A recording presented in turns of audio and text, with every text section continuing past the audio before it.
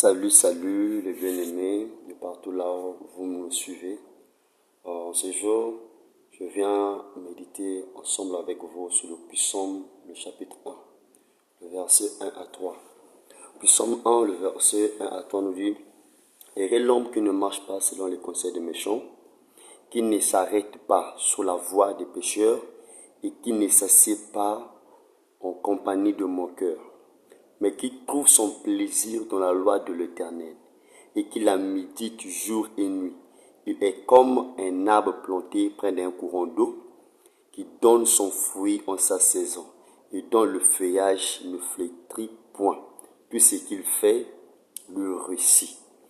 Alors, c'est plus le verset 3 qui m'intéresse. À partir de là où il dit qu'il donne son fruit en sa saison. Chacun donne le fruit dans sa saison. Je vais parler sur la nouvelle saison. Alors, le thème de cette exhortation, c'est parle de la nouvelle saison. Ici, on voit au départ, là où Dieu commence d'abord à parler du heureux l'homme qui ne marche pas selon le conseil des méchants. 1. Qui ne marche pas d'abord selon le conseil des méchants. 2. Qui ne s'arrête pas sur la voie des pécheurs et qui ne s'assied pas en compagnie des moqueurs, mais qui trouve son plaisir dans la loi de l'Éternel et qui la médite nuit et jour. Il est comme un arbre planté près d'un courant d'eau et qui donne son fruit à sa saison. Ça veut dire quoi? Pour être comme un arbre planté près d'un courant d'eau, pour donner son fruit en sa saison, il faut d'abord se séparer des gens qui sont méchants. Il ne faut pas s'arrêter avec les pécheurs. Il ne faut pas s'asseoir avec des moqueurs. Vous voyez que cette promesse est conditionnée.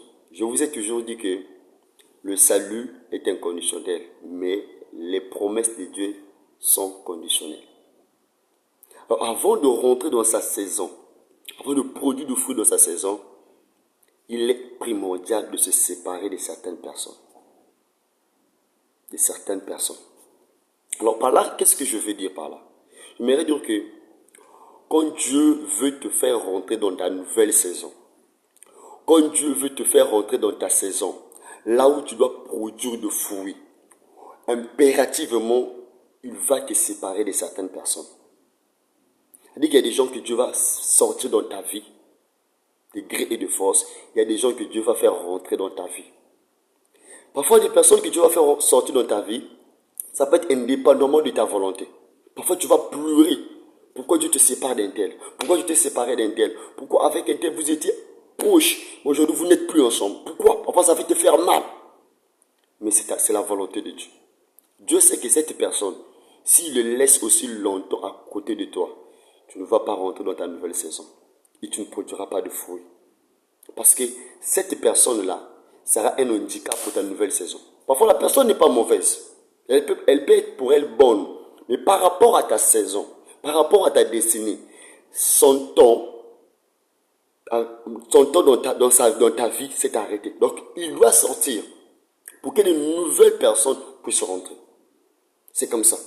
Donc, quand Dieu veut faire rentrer quelqu'un dans sa nouvelle saison, la première des choses qu'il fait, c'est changer son environnement, c'est changer son entourage. Il te change des amis, il te change des proches, il te change des relations. La première des choses, quand Dieu veut te faire rentrer dans ta nouvelle saison. On a vu ça avec Joseph. Joseph avait des prophéties, remplies de prophéties, mais il n'y avait pas l'accomplissement. Mais quand le temps était proche, qu'il rentre dans sa nouvelle saison, afin qu'il aille produire des fruits, qu'est-ce que Dieu a fait? Dieu l'a séparé de son père. Est-ce que Joseph voulait se séparer de son père? Non. Est-ce que son père voulait se séparer de lui? Non. Est-ce que ses propres frères voulaient se séparer de lui? Oui. Vous voyez? Ses frères l'ont séparé de son père pour que Joseph aille commencer sa nouvelle saison. Joseph a pleuré. Son papa a pleuré. Il ne savait pas que c'était pour le bien de Joseph, son fils. Et c'était aussi pour son bien. Mais on a vu son frère, Ruben, qui a voulu même le sauver. Qui a voulu sauver Joseph. Mais Dieu fait ce qu'il fait. Donc il y a des fois, parfois dans la vie, il ne faut pas trop pleurer. Les déceptions qui arrivent, il faut rendre grâce à Dieu.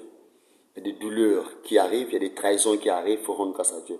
Parce que Dieu permet que certaines personnes puissent se séparer de toi pour qu'il te fasse rentrer dans cette nouvelle saison. Quand tu te sépares de quelqu'un, ne veut pas dire que la personne est mauvaise. Cela veut dire que par rapport à ta destinée, par rapport à ta saison, elle ne fera plus partie de la saison. Si la personne reste là, elle peut combattre le fruit que tu risques de produire. C'est ça. Quand Dieu veut te faire rentrer en nouvelle saison, c'est la première des choses qu'il fait. C'est te séparer de certaines personnes. Il va faire rentrer de certaines personnes dans ta vie. Il y a des gens que Dieu va faire rentrer dans ta vie pour ta nouvelle saison. Il va te rapprocher de certaines personnes que toi tu vas pas demander, que tu vas pas faire des prières, de longues prières. Mais ils vont rentrer dans ta vie comme ça. C'est-à-dire qu'il y aura un coup de foudre relationnel. Un frère, une soeur, quelqu'un de comme ça là. Qui va rentrer dans ta vie pour contribuer dans ta nouvelle saison. Pour moi, je prie pour quelqu'un ce soir. Je prie pour quelqu'un, que toi qui me suis, que Dieu te fasse rentrer dans ta nouvelle saison. Soit que tu te sépares de certaines personnes qui risquent de combattre ta nouvelle saison. Qui risquent de combattre ta nouvelle saison. Que tu te sépares de certaines personnes qui te regardent avec un regard malsain. Qui te regardent avec un regard limité. Mais que Dieu amène dans ta vie. Les gens qui sont capables de lire ton avenir. Les gens qui sont capables de porter la pierre à l'édifice. Comme Marie. Le jour-là, elle est allée rencontrer Élisabeth. Élisabeth a vu ce qui était dans Marie. Il a dit, il a prophétisé. Il a déclaré ce qui était dans Marie. Il a vu que Dieu te fait rencontrer des femmes comme Élisabeth. Qui vont reconnaître ce que tu portes. Qui vont reconnaître ta saison. Qui vont te propulser dans ta saison. Afin que tu puisses produire de fruits. Je prie pour quelqu'un ce soir. Je prie pour quelqu'un qui me suit. Rentre dans ta nouvelle saison. Rentre dans ta nouvelle saison. Rentre dans ta nouvelle saison. Que Dieu te sépare des gens qui vont combattre ta nouvelle saison, mais que Dieu te fasse rentrer dans ta vie les gens qui vont te propulser dans ta nouvelle saison, afin que tu produises des fruits et que tu sois heureux. La nouvelle saison arrive. Je parle à quelqu'un ce soir. Je parle à quelqu'un qui me suit. La nouvelle saison arrive. La nouvelle saison arrive. Tu produiras de fruits. Tu produiras de fruits. Tu produiras de fruits. Toi qui ne produisas pas de fruits. Toi qui vivais la sécheresse. Toi qui vivais la stérilité. Peu importe le domaine de ta vie. Mais je déclare et je proclame en ce jour que la saison de la fécondité est arrivée. La saison de la fécondité est arrivée. De produire de fruits. Les gens qui te voyaient comme un arbre sec. Mais Dieu va te revertir. Tu vas faire sortir de fleurs. Comme la verge d'Aaron. Dans la présence de Dieu. Tu vas revertir. Je veux le revertir seulement. La nouvelle saison. La nouvelle saison. Que Dieu te bénisse. Soyez bénis. Au nom de Jésus.